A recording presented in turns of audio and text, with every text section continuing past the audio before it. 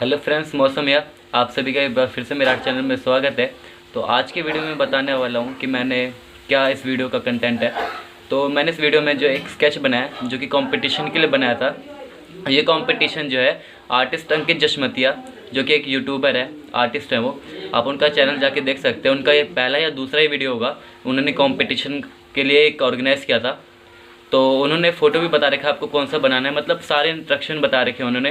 तो जाके आप वो वाला वीडियो देखिए अगर आपको कंपटीशन में पार्टिसिपेट करना है तो।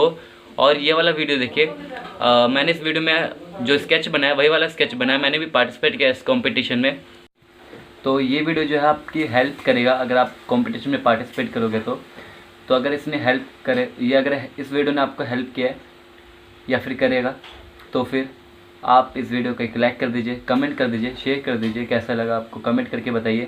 और सब्सक्राइब किए बिना मत जाइएगा, बेल आइकन दबा दीजिएगा ताकि नोटिफिकेशन आपके पास आ जाए मेरे जब भी चैनल पे कोई भी नई वीडियो अपलोड हो। और मैं दिखाता हूँ मैंने कौन सा स्केच बनाया। ये वाला बनाया मैंने, ये वाला स्केच, जो कि आप सबको भी यही वाला स्केच बनाना होगा। एक ही स्केच मिला है, वही आप सबको बनाना है।